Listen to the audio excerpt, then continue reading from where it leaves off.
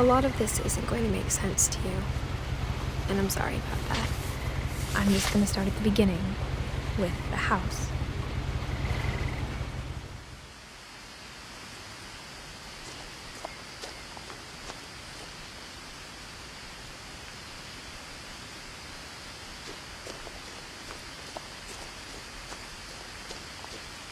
I lived here until I was 11, but I wasn't allowed inside half the rooms.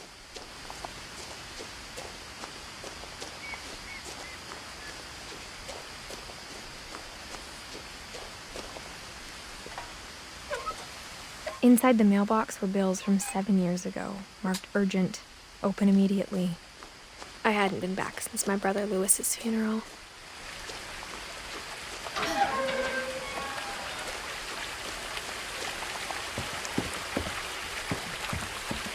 In her will, my mother left me a key, but didn't tell me what it unlocked. Maybe she thought I'd know, or she thought that the mystery would be enough to bring me back.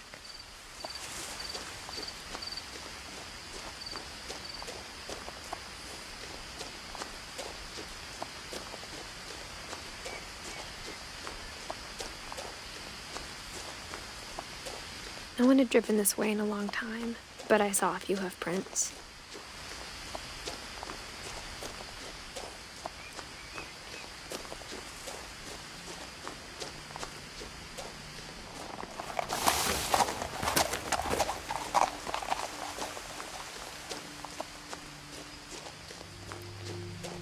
The truth is, even after I inherited the house, I never thought I'd come back to it. But now I had questions about my family that only the house knew the answers to.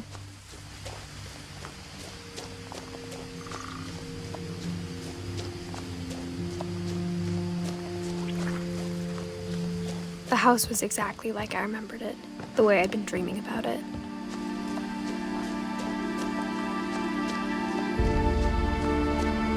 As a child, the house made me uncomfortable in a way I couldn't put into words.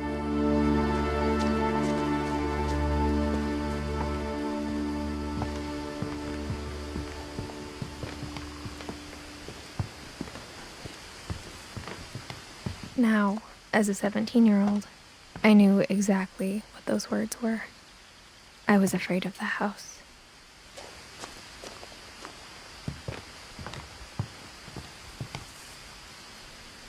I hoped the key might unlock the front door. It didn't. Looking in, I felt like the house itself had been waiting for me.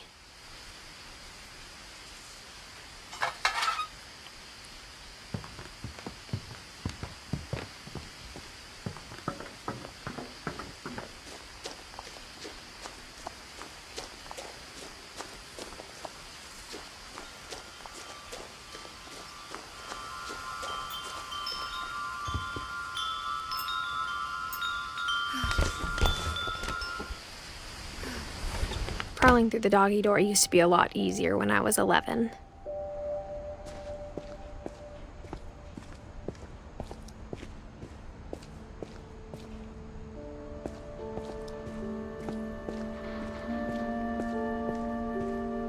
For the first time in years,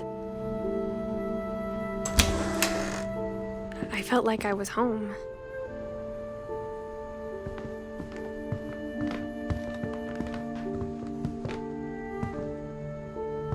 Nothing in the house looked abnormal. There was just too much of it, like a smile with too many teeth.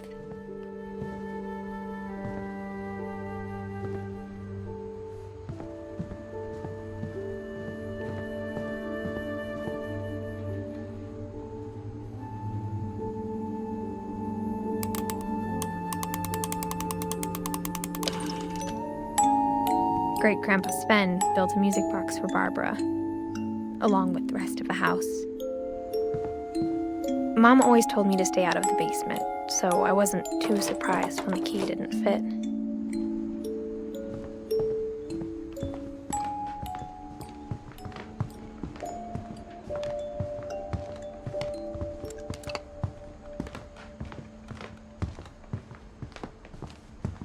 The table was still a wreck from the night we left.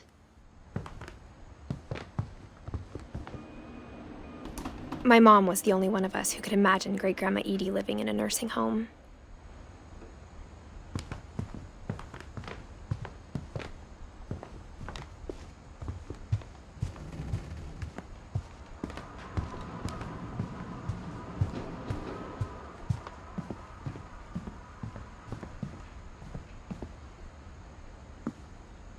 After Milton disappeared, Mom sealed up all the bedrooms.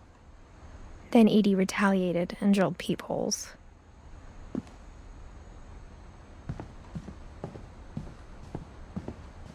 Whenever people ask me about my family, the first thing they always want to know about is Barbara.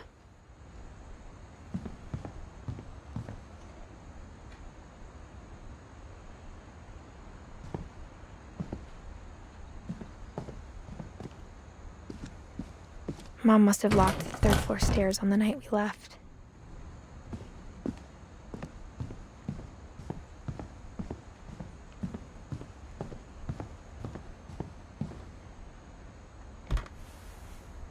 The last time I was in Edith Sr.'s room, I was 10 and she was painting my portrait.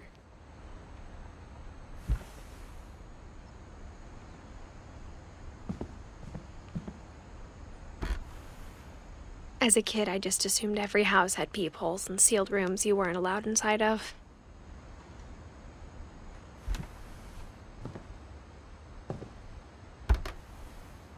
My Grandpa Sam spent 7 years sharing a room with his dead brother, Calvin.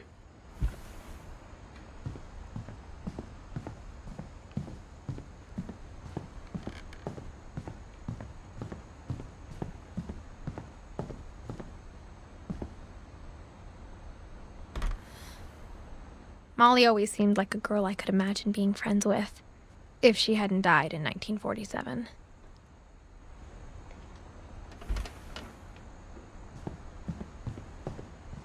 I spent a lot of time playing in Great Uncle Walter's room. I think my mom sometimes regretted not sealing it up. Lewis told me there were secret passages, but I never believed him.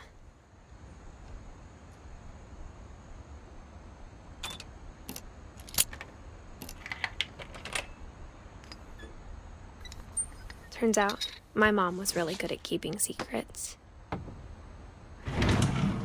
Now it was time to find out what my mom had been afraid of.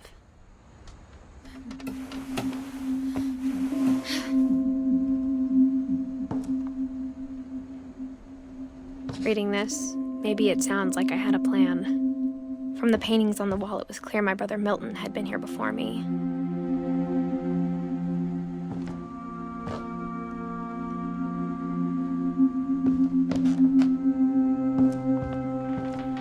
But I had no idea what was behind that door.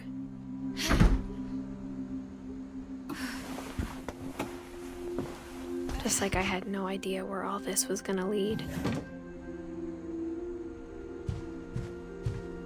I grew up looking at Molly's room through the peephole.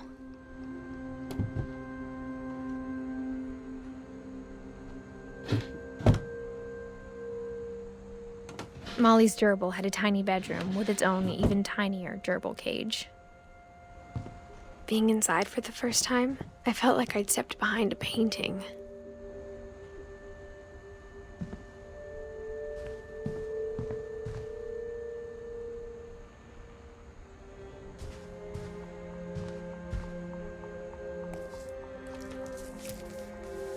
December 13th, 1947. Dear Diary, I'll be gone soon, but I wanted to tell somebody about what's gonna happen. It started when Mom sent me to bed without dinner. I woke up and I was starving, so I looked around for something to eat. The gerbil food was dry, but I didn't mind it.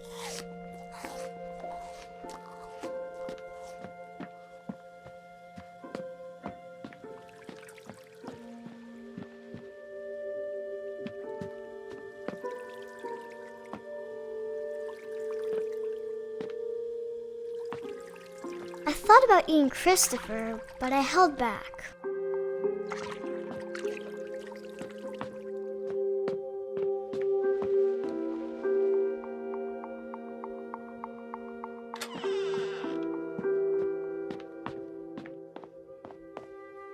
I kept eating and eating.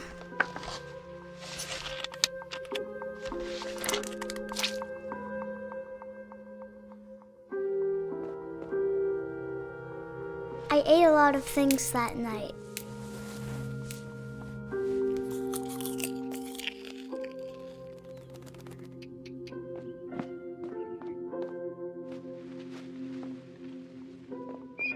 Then I heard chirping outside my window.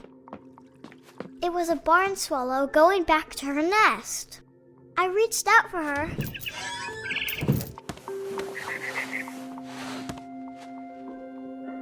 And suddenly, I was a cat.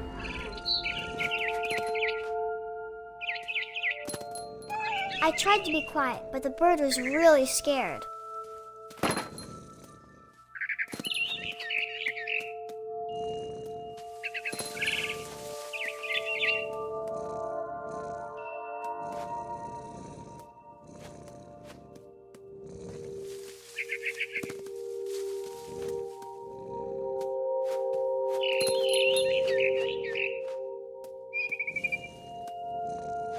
Mom and Dad didn't even look at me.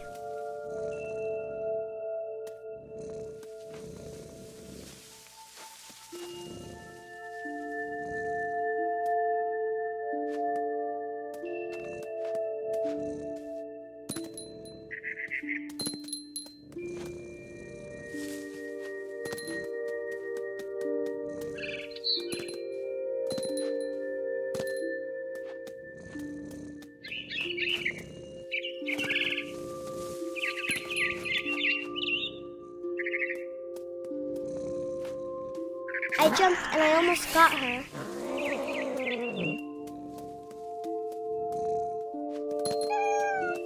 I could tell she was getting really tired. Now I was up in the big tree. I promised Dad I wouldn't climb it anymore. All I cared about was eating that mama bird. I gobbled her up. And suddenly, I was an owl. First, all I heard was the wind. Then I heard little teeth nibbling in the grass.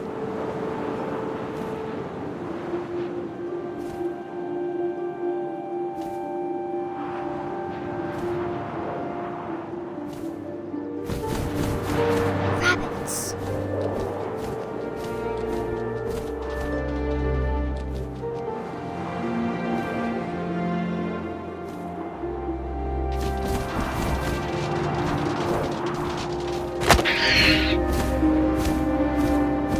I imagined his face looking up and seeing mine through my talons.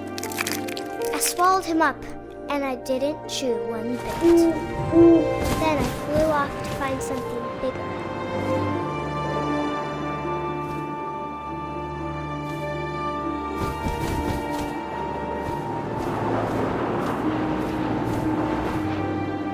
A mama rabbit.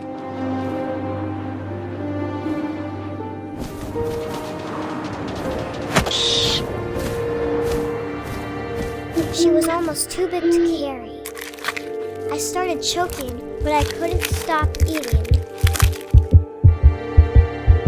And suddenly, I was a shark.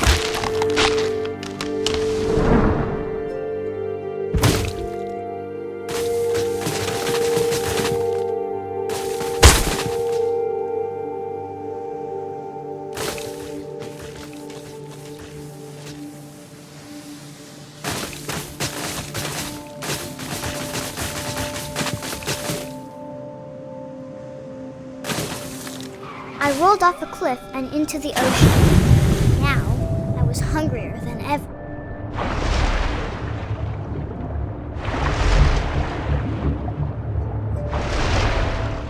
I wanted fat, juicy seals.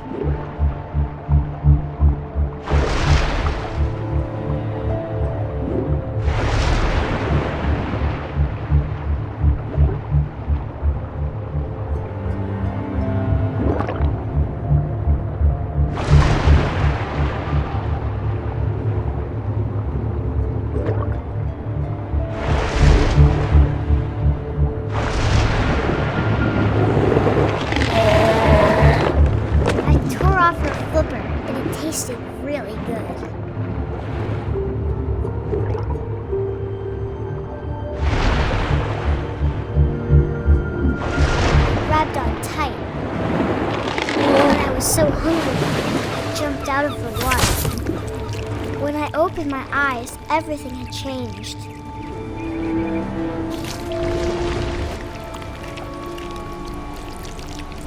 Now I was a monster, and I smelled people everywhere.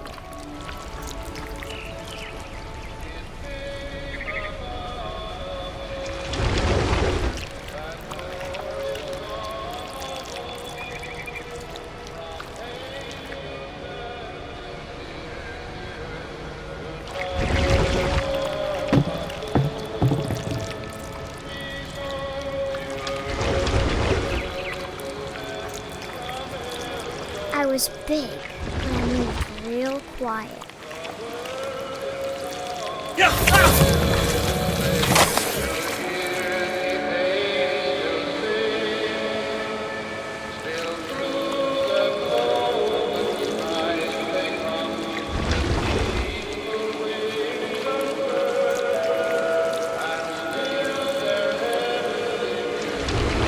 I wanted to stop, but also I didn't.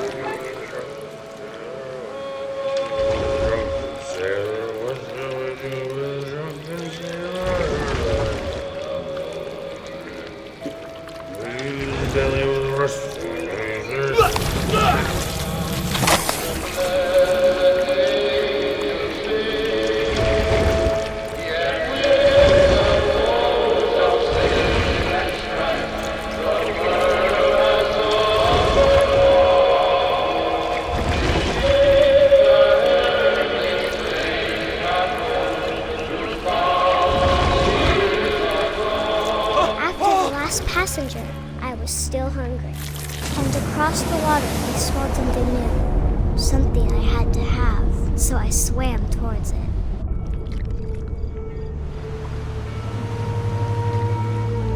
I slithered onto the sand, and the good smell went into an old pipe.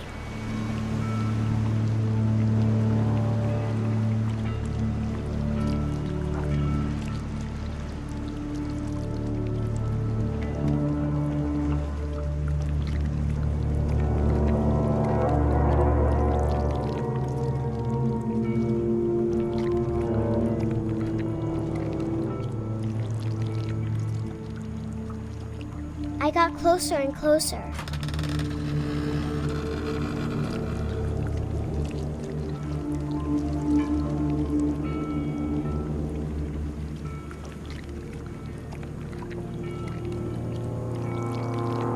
All of my stomach started growling. And suddenly, I was me again. I held my breath for a long time, but I couldn't hear anything. I think it's waiting for me to fall asleep. But it's not going to wait much longer. It needs to feed, and we both know I will be delicious.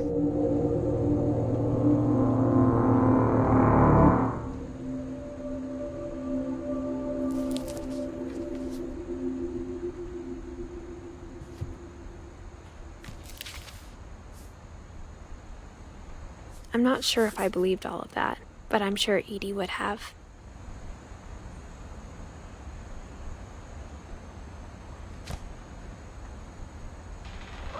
I got the sense Edie had spent a lot of time here, before my mom sealed the doors.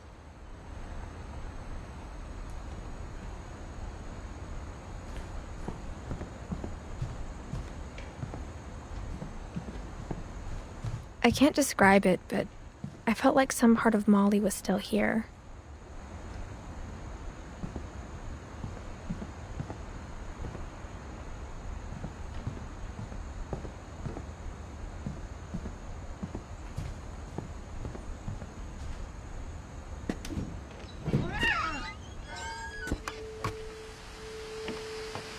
This will be obvious later, but my mom never told me any of these stories.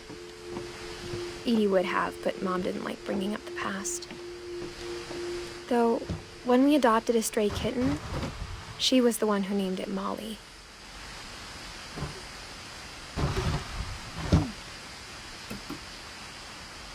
I spent a lot of time in Great-Grandma Edie's room.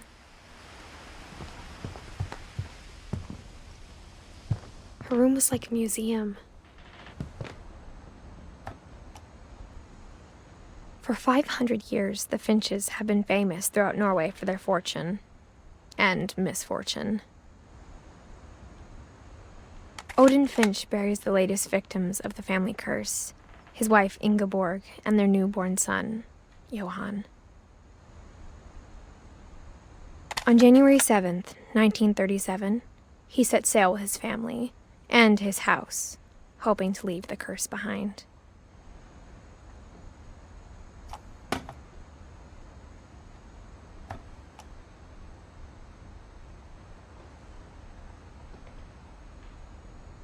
But 40-foot waves off the coast of Washington send the house and Odin to the bottom of the sea.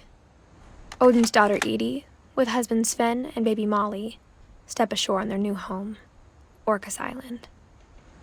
Odin Finch is the first to be buried in the new family cemetery. His daughter Edie is already dreaming of a new Finch house.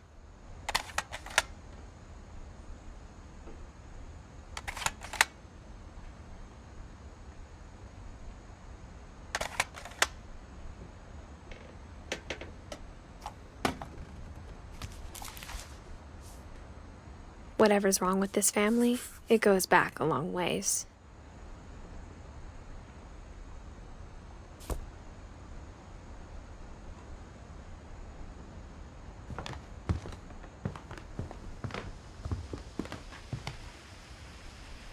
Louis died a week before we left, but Edie had already started to memorialize him. Edie knit me a new pair of gloves every year, just in time to replace the old ones.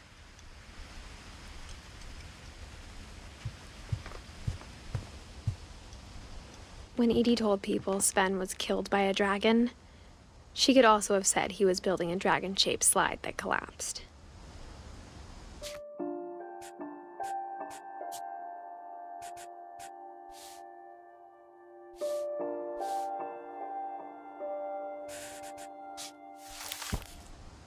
Even in her 90s, sometimes Edie seemed a lot younger than my mother. The only trace Grandpa Sam's first wife, Kay, left on the house was the pink bathroom. It was a pretty big trace.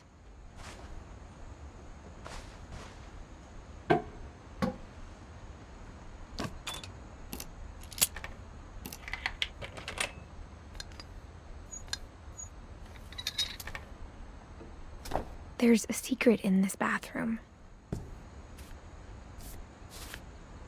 It's in the last place you would look. It isn't in the cupboard.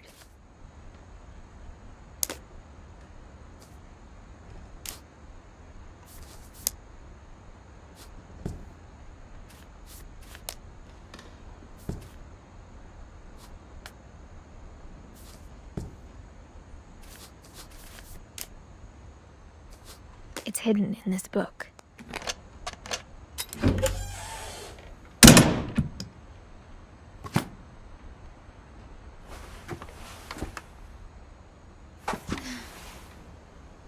Sven gave Sam an old camera he'd refurbished. He never put it down.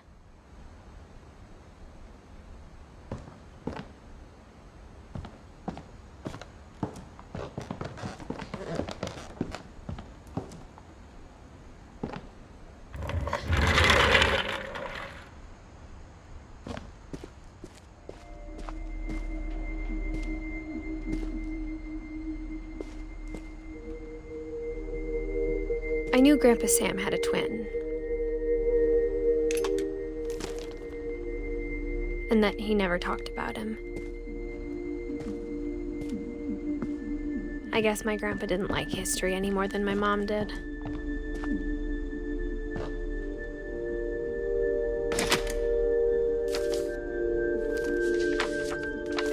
How I Want to Remember My Brother by Sam Finch. The thing I remember is that when he made up his mind, that was it. My brother said he'd die before he ate another mushroom, and he did. At Barbara's funeral, we swore we'd never be afraid again, and he wasn't. think Calvin always wanted to fly.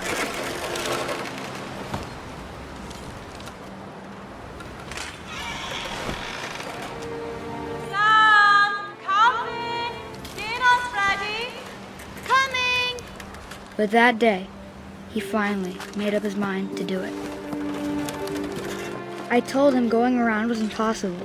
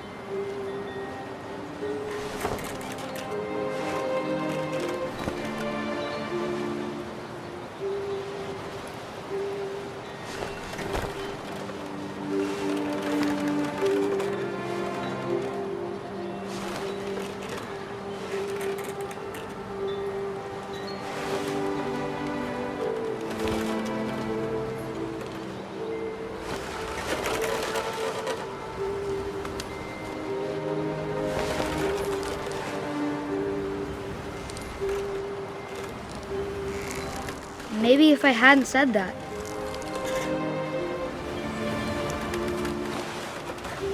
Calvin, I'm not gonna tell you again.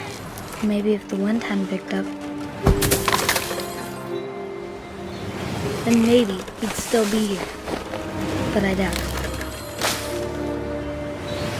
I think he'd already made up his mind. That's what I want to remember about my brother.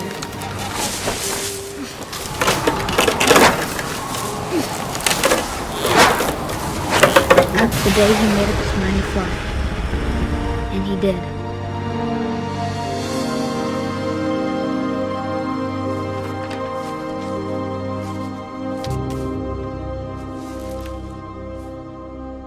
Calvin's story felt strangely familiar. When I was younger, I remember trying to do the exact same thing.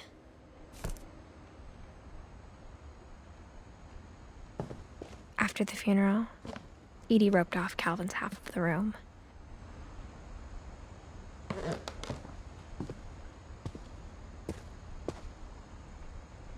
Mom said Grandpa Sam enlisted at 18 and never set foot in the room again.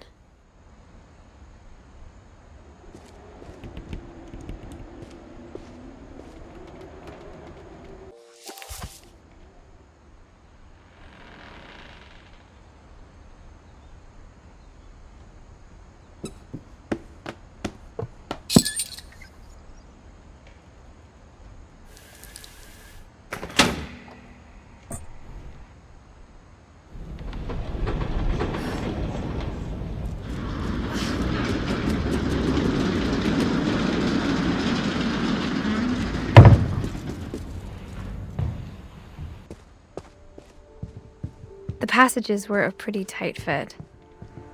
They'd obviously been built for smaller hands and bellies.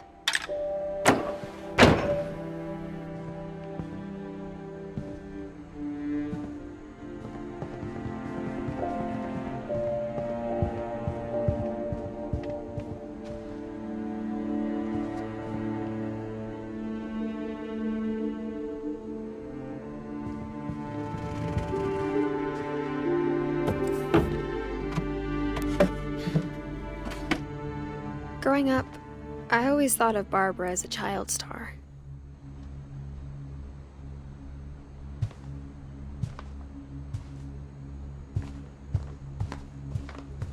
I never thought about how hard it must have been for her afterwards.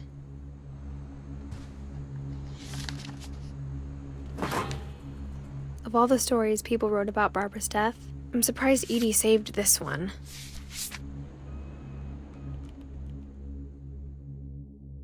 Old Jack here with another ghastly tale inspired by America's most unfortunate family. I'm calling it The Surprise Ending of Barbara Finch. As a child star, Barbara was famous for her scream. Now at 16, she was all washed up. A has-been. But in a lucky break, she'd been asked to perform her signature scream at a local convention for monster movie fans. It was just the boost her career needed. Unfortunately, her scream hadn't aged well. Getting better. I think you just need the right motivation. Her biggest fan and current boyfriend, Rick, was about to demonstrate when... Now that was a great scream. It was Barbara's father, Sven. He'd slipped into a table saw and had to be rushed to the emergency room. So Barbara got stuck babysitting her youngest brother, Walter. Her convention comeback was cancelled. Okay, I'm hearing frustration, but I'm not hearing terror. What if I tried... A gang of hoodlums in Halloween masks have been terrorizing Orcas Island tonight. Police are urging residents to... That came from the basement. You're right! Also, I loved your delivery on that. Why is your basement door locked? Because my dad likes making puzzles and secret passages. There's a key hidden in the music box. The secret is to keep winding and winding until finally the key pops out. Thanks, babe. I'll be back in a sec. 20 minutes later, Rick hadn't returned. So Barbara went to look for him, right on cue. She reached for the music box. And as she wound the key, she listened for Rick, but the house was silent.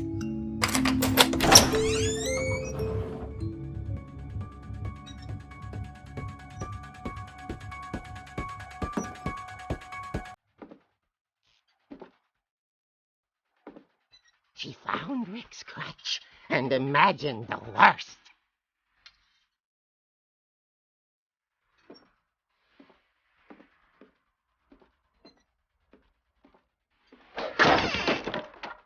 The gang's leader is the infamous Hookman Killer, Dr. Carl Hamill, who impaled and then ate his family 10 years ago tonight.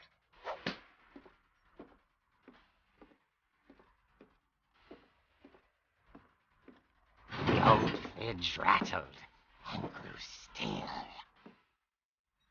Oh dear!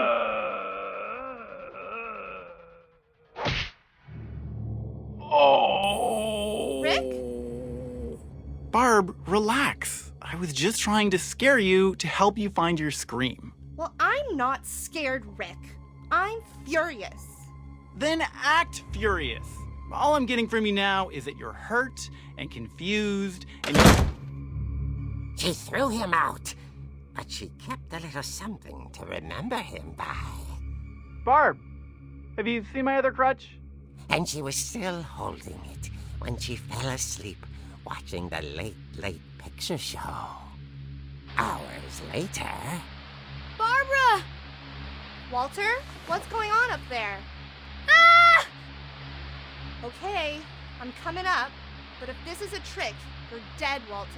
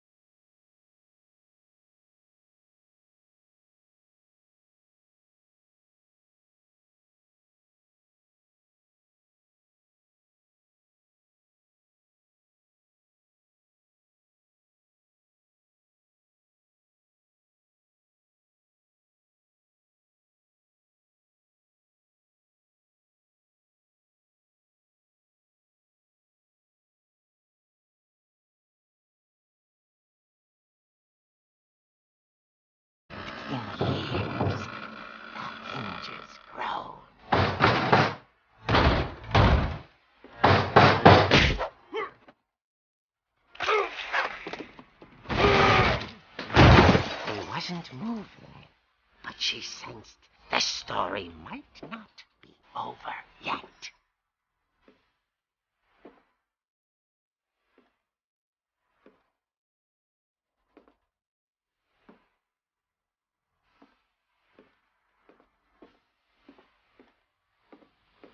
The hookman had vanished.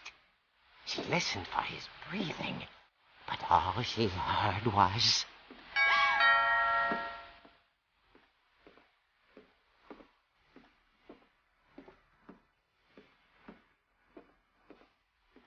At the door, she heard whispering. It was coming from inside the house.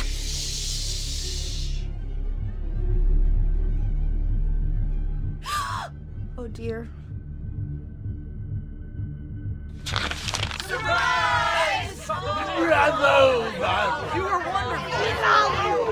monsters had come to surprise her. For Barbara, it was a dream come true.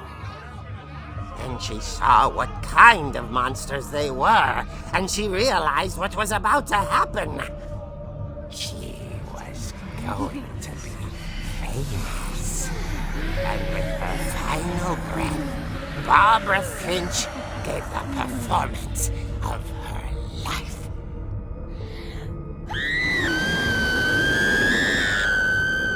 I wasn't there myself, but I hear Barbara was magnificent. Poor girl. She had a taste for stardom. But unfortunately, so did her fans.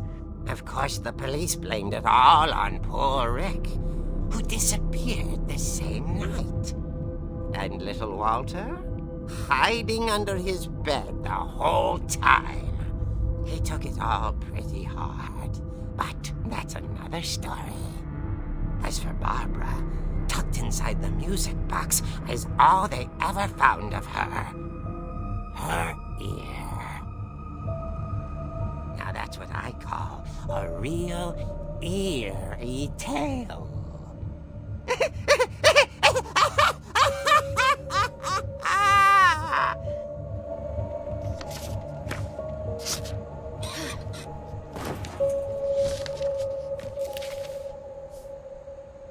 Edie told me all Barbara wanted was to be remembered, as absurd as that comic was. Maybe what Edie saw was a happy ending.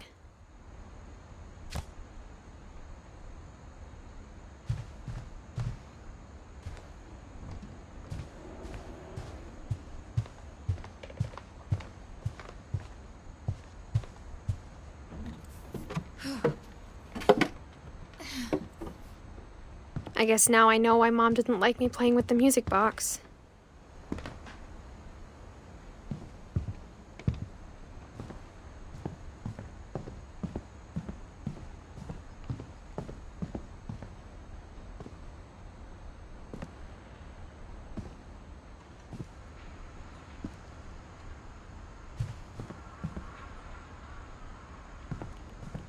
A lot of things got left behind in the whirlwind of that last night.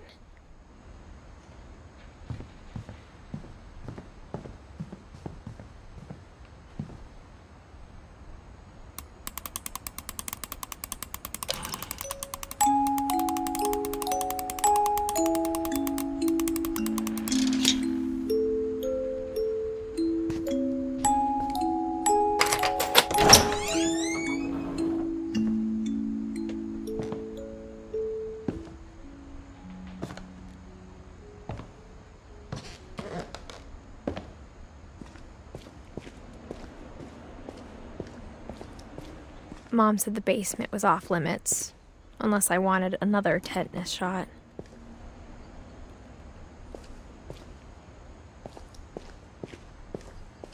I saw Edie sneak down to the basement once, carrying packages.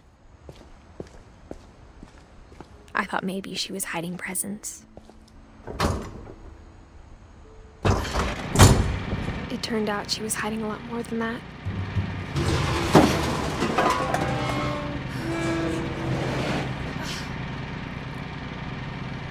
I remember asking Mom once about where Walter had gone. She said after Barbara died, he got as far away as he could. If there's a pattern in all these stories, I think it's that none of us has gotten very far.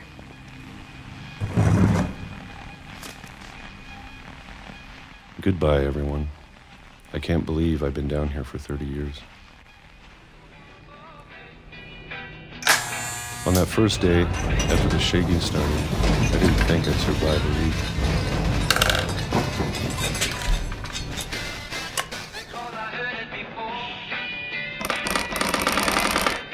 But after a few days, I settled into a routine.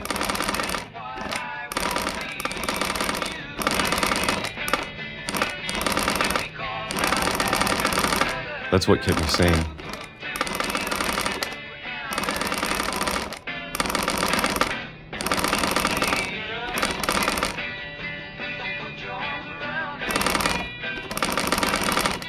Having a schedule, living for today.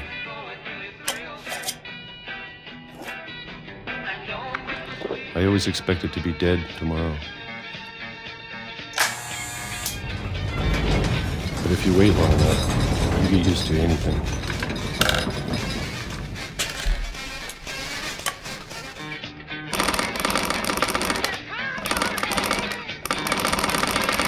Even a monster on the other side of the door starts to feel normal.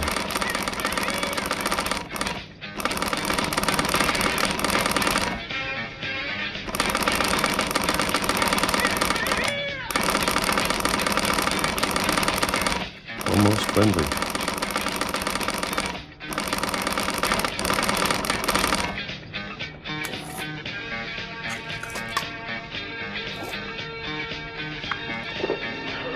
And then one day, everything just stopped. Whatever that thing was, it was gone. Maybe it got tired of waiting. Or maybe I just got tired of being afraid.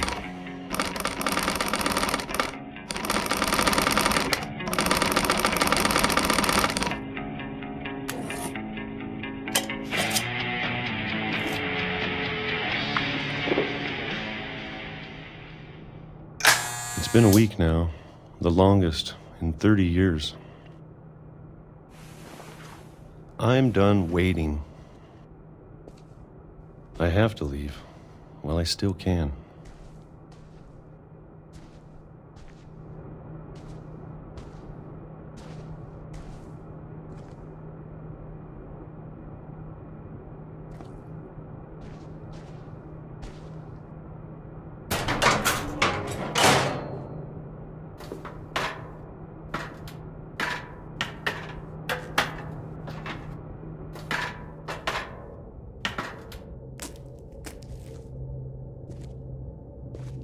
I know it's out there, somewhere.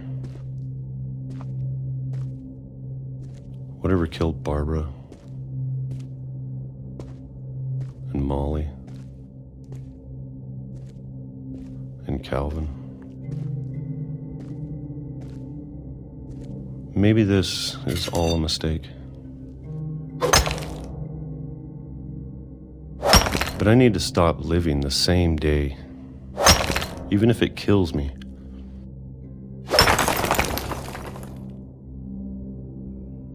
Whatever's out there, I want you to know I'm ready for it. I'm going to appreciate all of it, especially the food. I don't mind if I only have a year left, or a month, or a single week. I'd be happy with one new day. I can already imagine the sun on my face.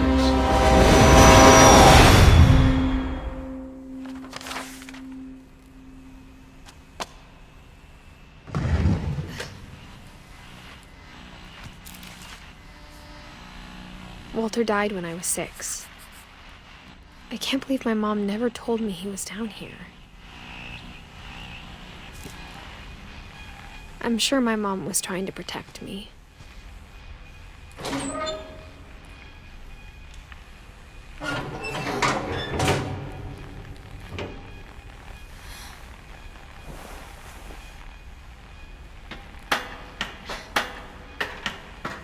Maybe she was afraid I'd end up like Walter. But if she never told me about an uncle under the house, I can only imagine what else she was hiding. I don't want to make the same mistakes she made, trying to bury something that's still alive. Now that there's only one of us left, or maybe two, I thought it was time I heard the stories for myself and found out what happened to everyone else.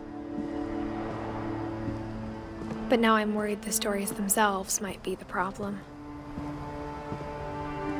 Maybe we believed so much in a family curse, we made it real.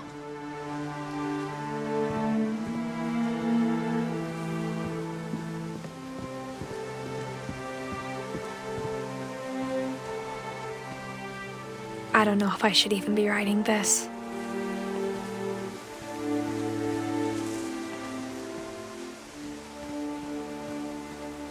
Maybe it'd be better if all this just died with me.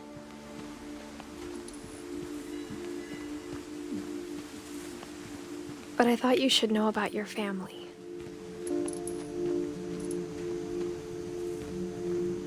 And the history you're a part of. Though to be honest, I feel as lost as you probably do right now.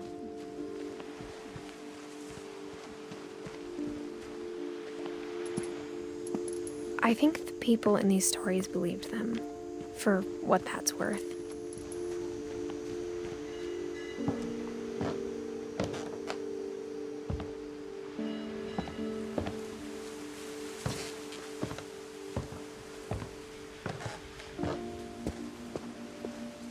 And when you look at the house, that history of imagination and stubbornness and madness, any of it seems possible.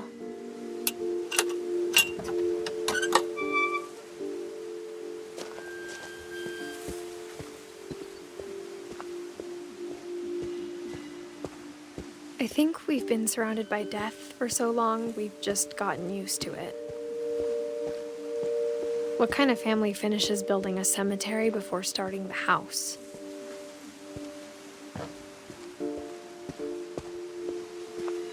It's embarrassing for me to admit this, but the pet cemetery made me more uncomfortable than the human one. 3 of the gerbils were mine, and 2 had been my fault.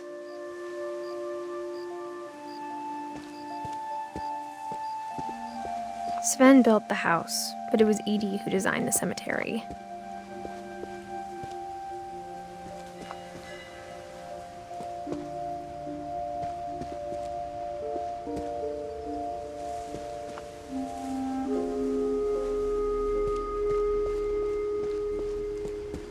I'm sure Odin's monument had been Edie's idea. My mom was always trying to move on, but for Edie, the past never went away. She could see it poking out of the water at low tide.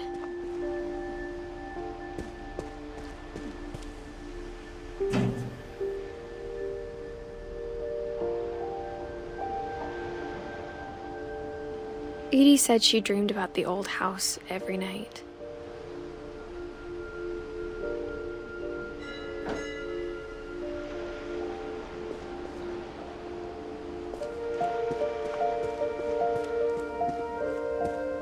Edie's side was always easier for me to understand.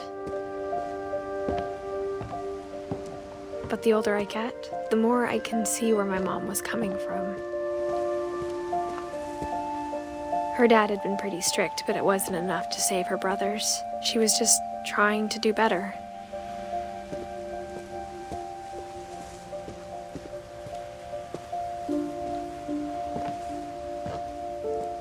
She lost 2 of her brothers, just like I did. I get why she tried so hard to protect us. We never found Milton's body, so my mom insisted we were putting up a monument, not a tombstone.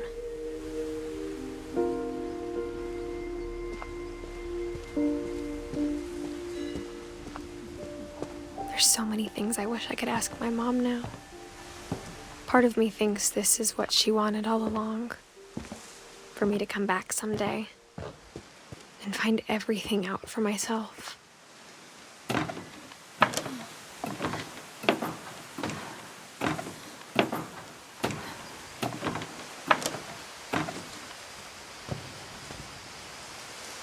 But looking back on it now,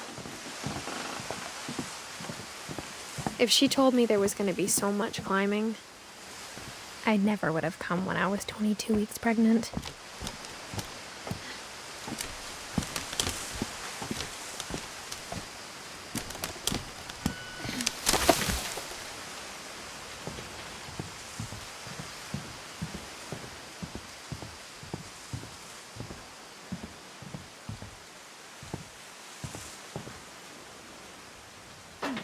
I never met Grandpa Sam, but I think he and my mom had a lot in common.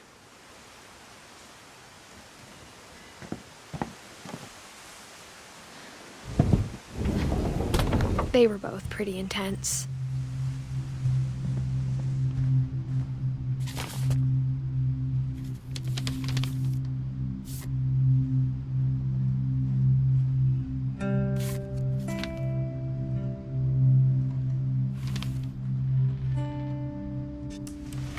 Dawn, I promise, you'll never forget this weekend. Yes, sir. These memories are gonna last a lifetime. Am I gonna have to shoot anything? It's a hunting trip, Dawn. Shooting is strongly encouraged. Shouldn't we be leaving? Just want to get a shot of you, Dawn, then we can take off. I'm over here, Dad.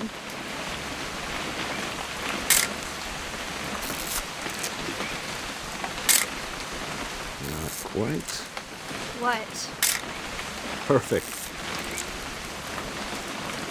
It's gonna rain the whole weekend, isn't it?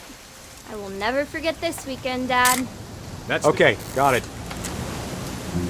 I'm gonna take some pictures, okay? Just be careful. That camera's older than you are.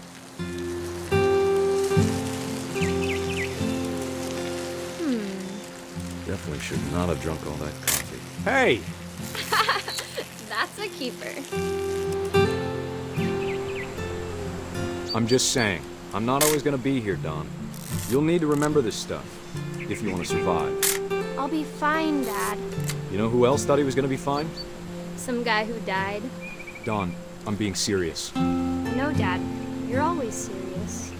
Doesn't being out here make you want to chill out? Well, to tell you the truth, I haven't been out here in 20 years. Dawn, don't you think you could find something more interesting to photograph? Last time I was with my brother Calvin. Man, that was a great trip. Your grandpa Sven taught us how to fish, how to build a fire. We found an old logging trail. There were deer everywhere. I bet if I could remember where that trail was, we'd spot a buck for you in no time. Give me a minute to check the map.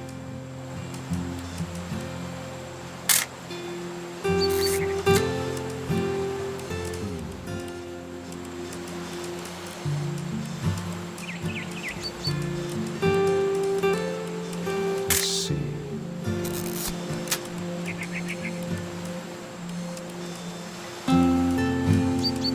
Maybe.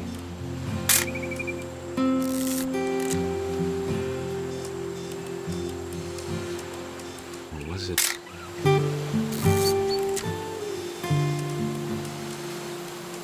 Dad! Good eyes, Dawn.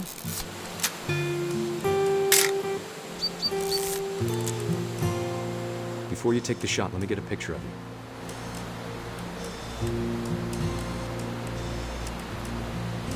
Dad, I... Let me get behind you. Do I have to do this? Dawn. Great shot, Dawn!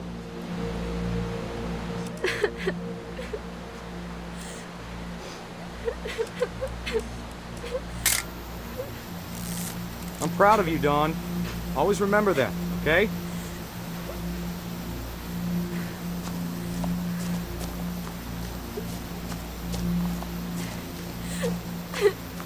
Sorry, Dawn, just gotta reset the timer.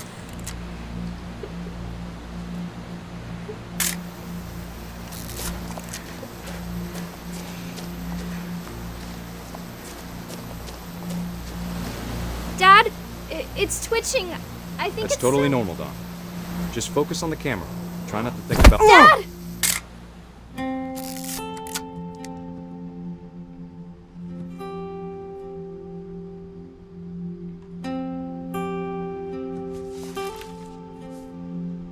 Of all these stories, that's the one I wish most that my mom had told me.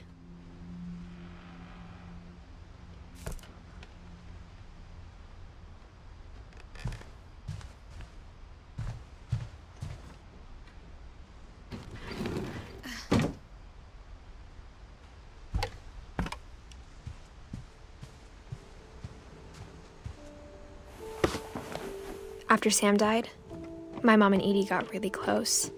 They'd both lost a lot.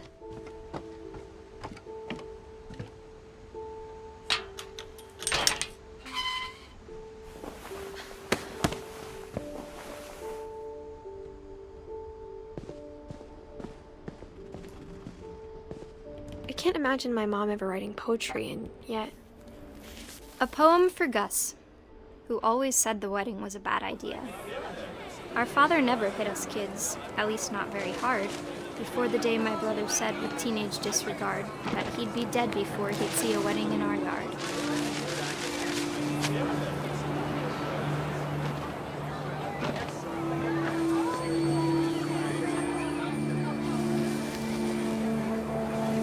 My father made him come, of course, but Gus stood far apart, just flew his kite and bottled up the storm inside his heart.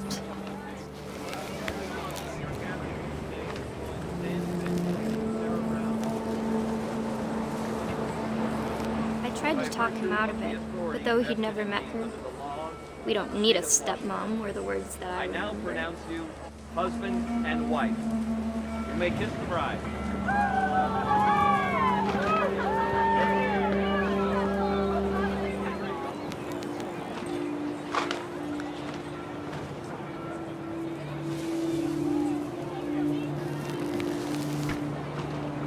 When the time for photos came, Dad ordered him to come here. But Gus declined, and as a sign held up his middle finger.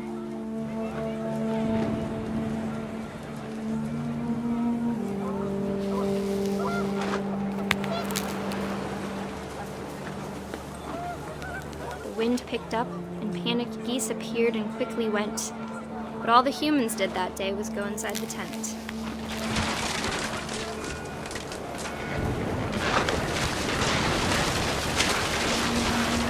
The rain came down in buckets then, but no one seemed afraid that nature might destroy the tent our dad had crudely made.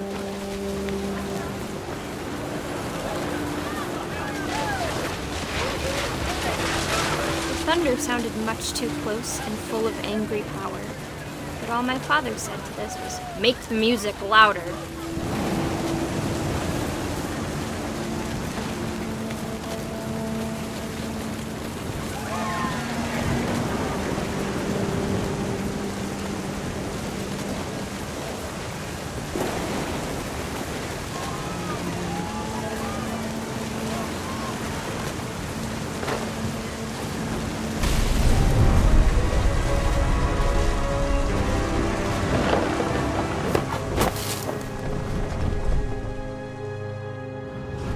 I wish that I could truly say I thought about you on that day. Out there on the beach alone, just you, the wind, the sea, and foam. But I didn't, until we found you.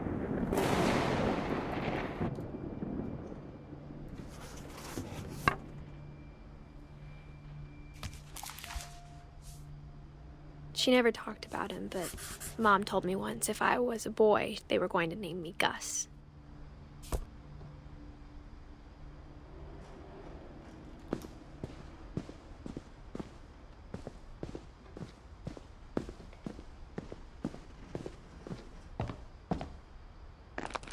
My mom moved up to the loft after her brothers died.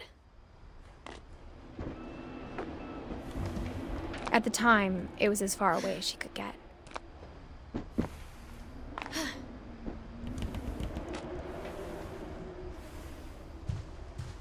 I can't imagine what it was like for her to lose 2 sons after she'd already lost 2 brothers.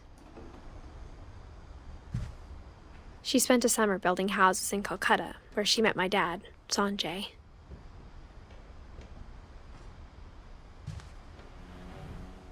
My mom moved to India a week after graduation and got a job teaching English. Louis was born a year later.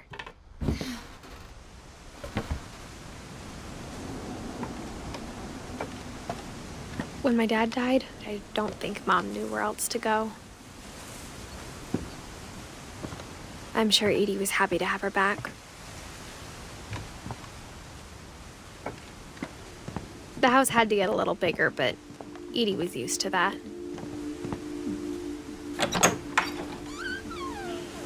And for a while, things were good, almost normal, but it didn't last.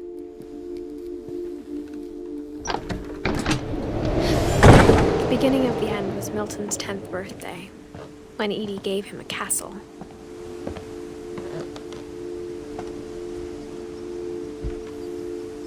After Milton disappeared, the only thing he left behind was a room full of paintings.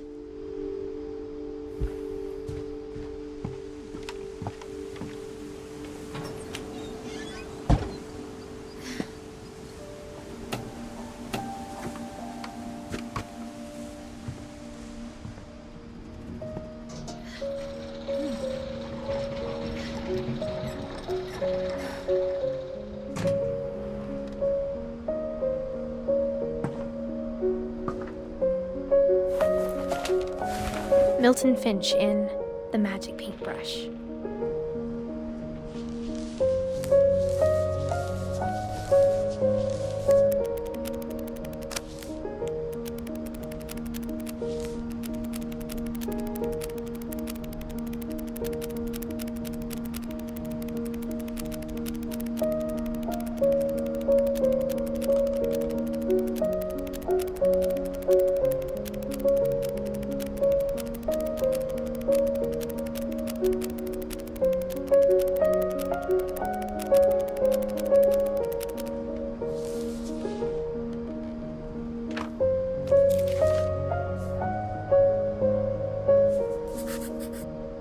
I was 4 when Milton disappeared.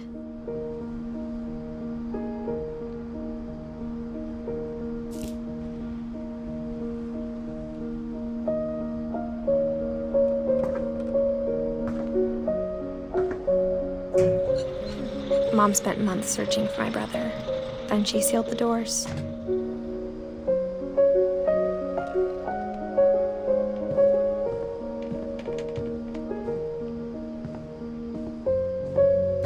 Whatever Milton had found in the house, Mom didn't want it getting out.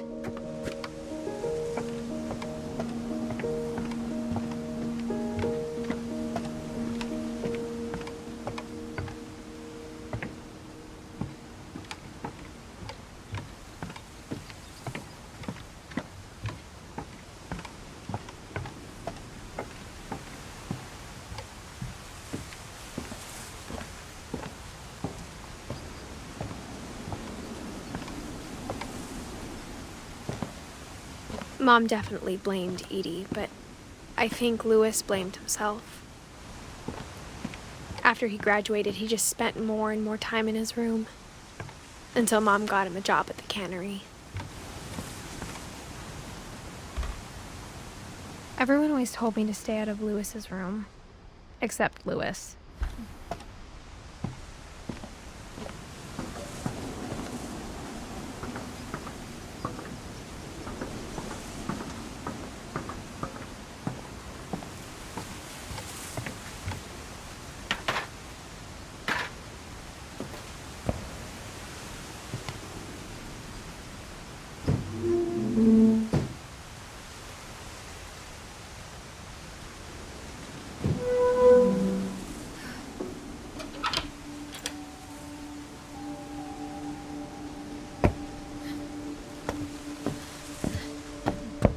Lewis's room smelled very, very familiar. That part of him lived on. Lewis and I spent a lot of time playing games together, but he was surprisingly bad at them. He died a lot.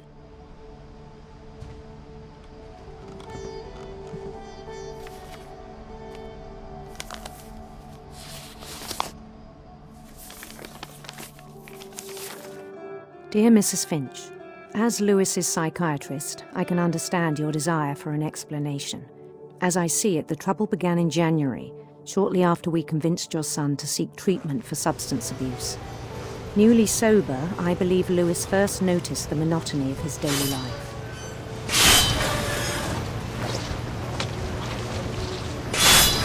He kept working at the cannery, but he withdrew part of himself. In our sessions, I saw the same behavior. His mind began to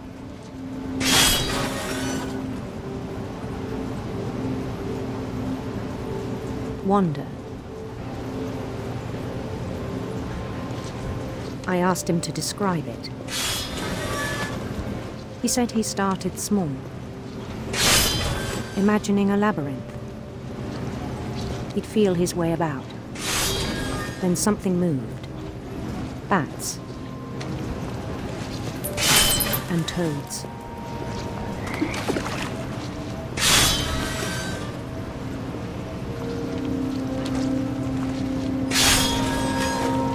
And things that have not names. He knew it was all in his head.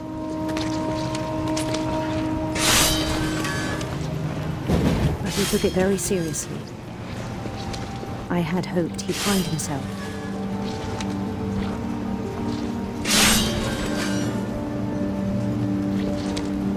But he found something more. I worried about him then. Daydreaming at the cannery. I spoke with his boss. But he said Lewis had become a model employee. Methodical, tireless, focused. Like a whole new Lewis. So I let him go on.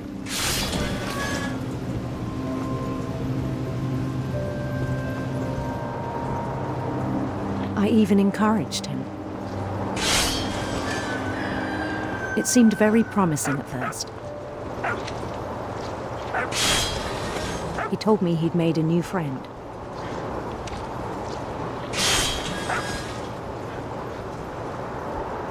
On the edge of a city he named Lewis Tokyo. He built the city up slowly, brick by brick. Then he made musicians.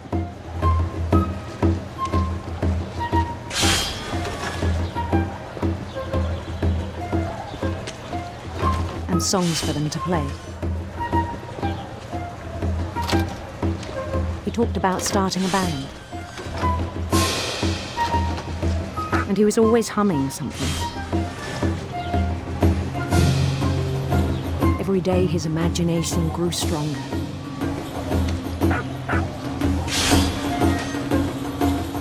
He no longer spoke at the cannery. But his chopping was as reliable as ever. Then one day it struck him that all the cheering crowds, even the stones under his feet, were all in his imagination, so he could do whatever he wished.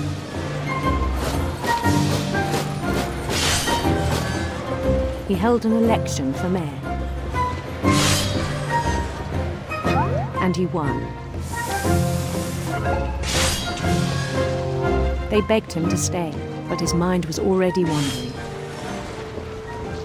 It became a game for him.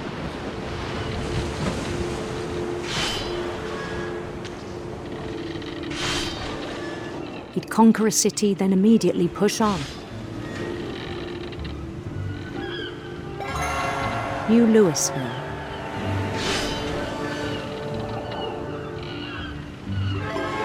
St. Louis.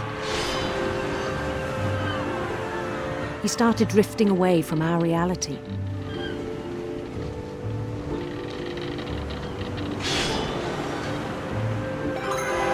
Minneapolis, until one day he forgot to go home from the cannery. Even as his mother pleaded with him, part of Louis kept sailing on.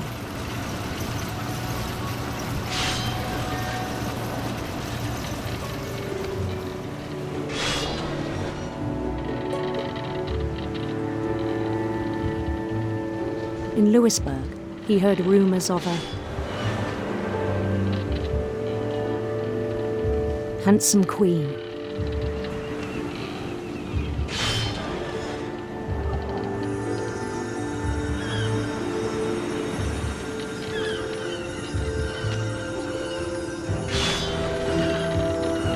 The queen was on her own quest for radiant rainbows.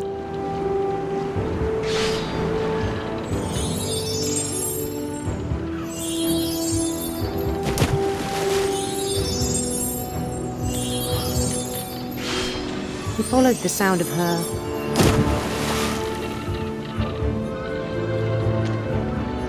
electric sitar.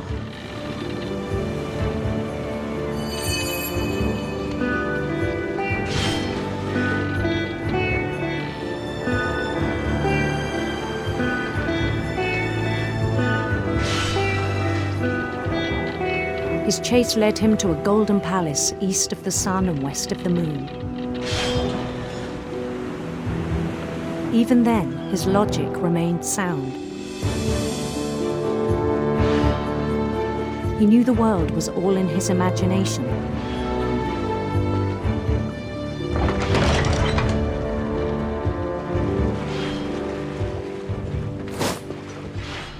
But he was so proud of having created it.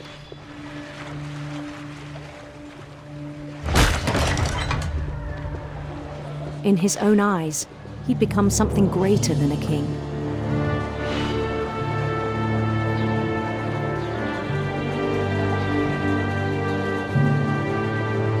For someone who'd never known success in the real world, I think it was overwhelming. And then it struck him that the real Louis was not the one chopping salmon, but the one climbing the steps of a golden palace.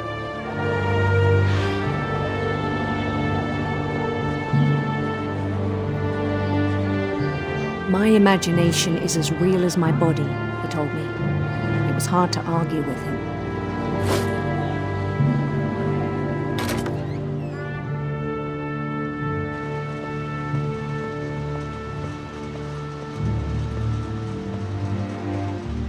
He began to forget the world we know.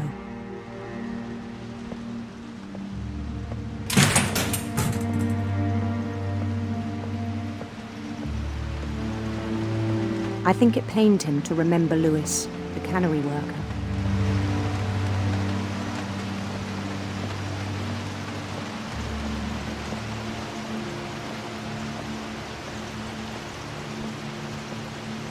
He began to despise the man with a royal contempt.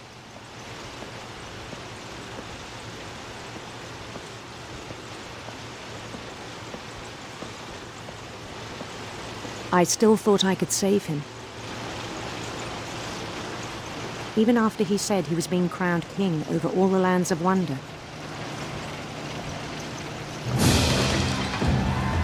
The palace would be packed with his companions.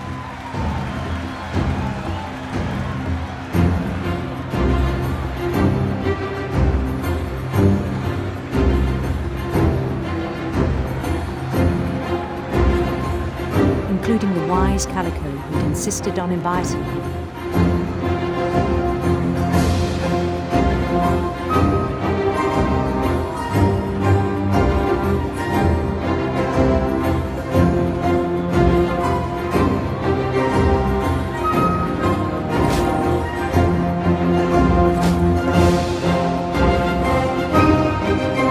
His queen waited, holding his crown.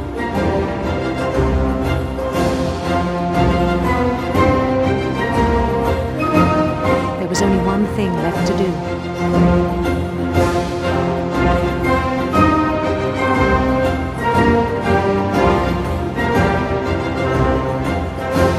Bend down his head.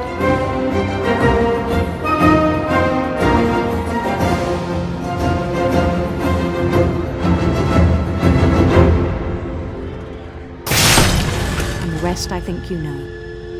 Mrs. Finch, your son was a kind man who will be missed by all of us who knew him.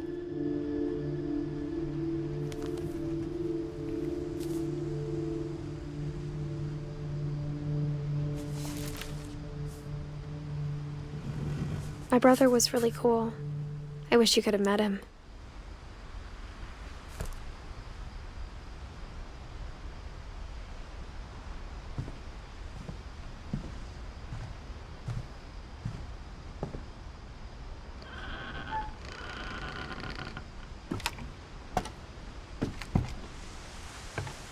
On the way back from Lewis's funeral, my mom told me to start packing. She waited until the day before we left to tell Edie. I'm not sure if she wanted to make it easier or harder.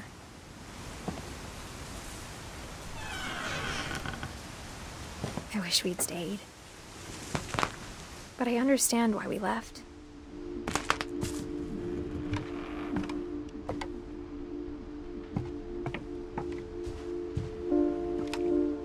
My mom ended up leaving everything behind. What happened that night had been coming for a long time. Maybe it should have come sooner.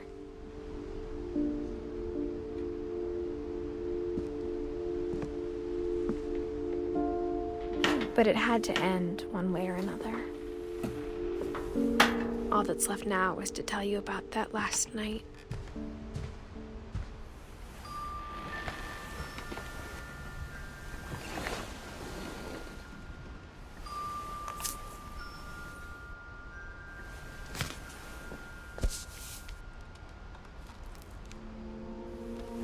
That whole last day, Edie just watched us pack and didn't say a word. Until supper, when she raised her glass and said, "To our final night together, and all our final nights apart." Grandma, you know what I said about alcohol. Some of your medications are very Edith, specific. I left a present for you in the hallway. Why don't you go open it? The grown-ups have to argue now. I'm sorry, you're right. We're all leaving tomorrow. Let's just enjoy our last... I'm not leaving. Edith, you're excused.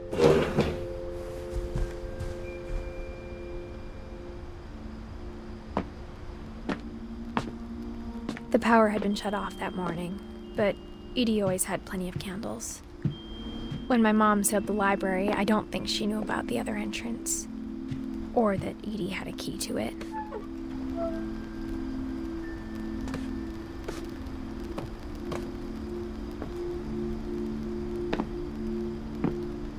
That thing you're afraid of isn't going to end when you leave the house. Edith has a right to know these stories. My children are dead because of your stories. I think it's best if Edith and I leave tonight. We'll have the nursing home send a van for you in the morning, okay? Dear Edith, there's so many stories I wish I could tell you, but there's only time for one. This is about what happened on the night you were born. That night, the tide went way, way out. It was the first and last time I ever saw the old house aground. There'd been an earthquake out in the middle of the ocean. They called it the lowest tide in 1,000 years. God, it smelled awful.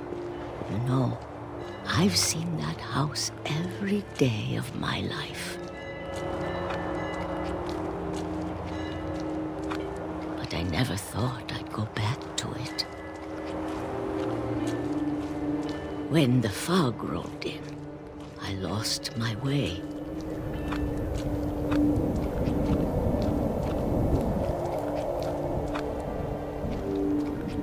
I got turned around.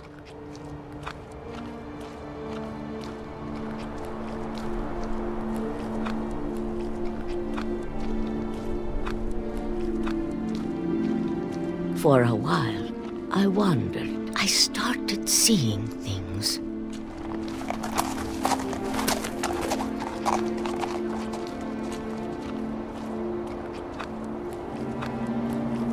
Things I'd forgotten had ever existed.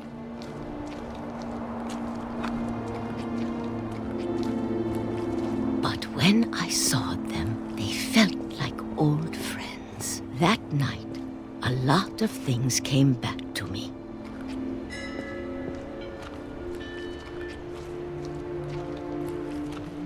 Or maybe I came back to them.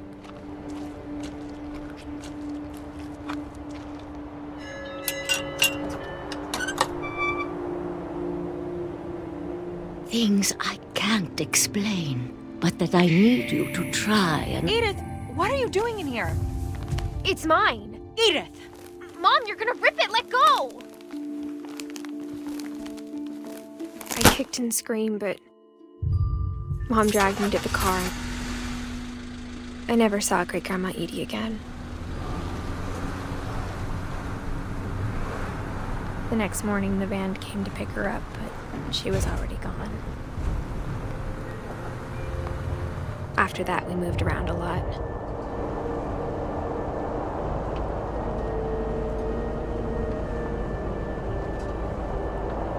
We both tried to make the best of it.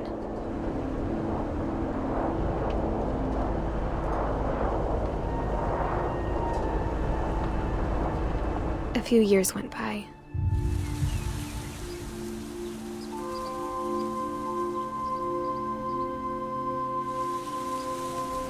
My mom didn't like to talk about it, but she started getting sick a lot. The rest happened pretty quickly.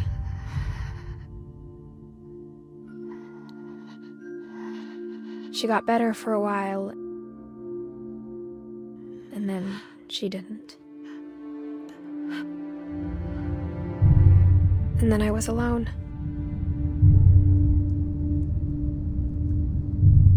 The last Finch left alive.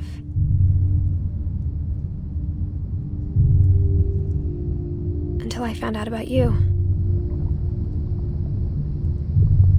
I'm still not sure what to tell you about all this. If we lived forever, maybe we'd have time to understand things. But as it is, I think the best we can do is try to open our eyes. And appreciate how strange and brief all of this is. This journal was supposed to be for you. But now I hope you'll never see it. I just want to meet you and tell you all these stories myself. But I guess if you're reading this now, things didn't work out that way.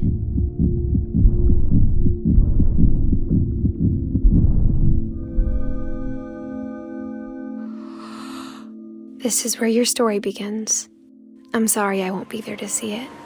It's a lot to ask, but I don't want you to be sad that I'm gone. I want you to be amazed that any of us ever had a chance to be here at all. Good luck.